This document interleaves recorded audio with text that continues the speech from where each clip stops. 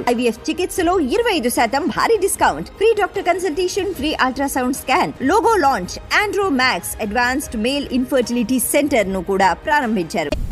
2022-23 ఆర్థిక సంవత్సరానికి సంబంధించిన కాగ్ నివేదిక పలు కీలక విషయాలను బయటపెట్టింది. గత బీఆర్ఎస్ ప్రభుత్వం సొంత ఆదాయం కంటే రుణాలపైనే ఎక్కువగా ఆధారపడిందని కాగ్ నివేదిక స్పష్టం చేసింది. 15వ ఆర్థిక సంఘం నిర్దేశించిన పరిమితి కన్నా 6% ఎక్కువ రుణాలు తీసుకుందని తెలిపింది.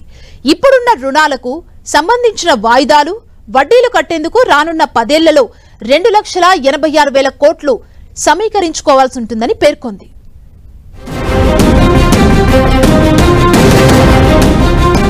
కంట్రోలర్ అండ్ ఆడిటర్ జనరల్ 2022-23 ఆర్థిక సంవత్సరానికి సంబంధించిన నివేదికను తెలంగాణ శాసనసభలో ప్రవేశపెట్టింది. వివిధ శాఖల పనితీరును తప్పుపట్టిన కాగ్ సాగునీటి ప్రాజెక్టుల నిర్మాణం ఆలస్యం కారణంగా భారీగా వ్యయం పెరిగిందని తెలిపింది. 2023 మార్చి నాటికి పూర్తి కావాల్సిన 20 సాగునీటి ప్రాజెక్టుల అంచనా వ్యయం 2,06,977 కోట్లకు పెరిగిందని కాగ్ తెలిపింది. సాగునీటి ప్రాజెక్టులపై గత 5 ఏళ్లలో అధికంగా ఖర్చులు చేశారని నివేదిక కుండబద్దలు కొట్టింది.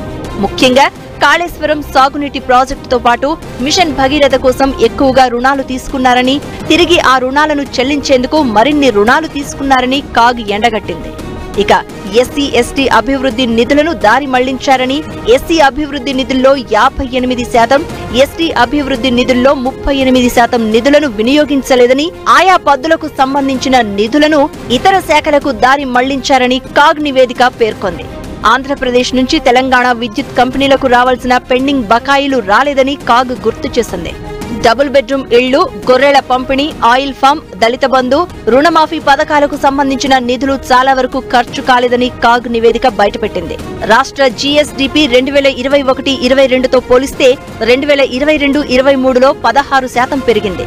రెవెన్యూ రాబడులు 25% మేర పెరగగా, రెవెన్యూ రాబడుల వృద్ధి రేటు మాత్రం 1% తగ్గిందని కాగ్ తెలిపింది. మొత్తానికి గత బీఆర్ఎస్ ప్రభుత్వం సొంత ఆదాయం కంటే అప్పులపైనే ఆధారపడిందని కాగ్ నివేదిక చెప్పకనే చెప్పింది.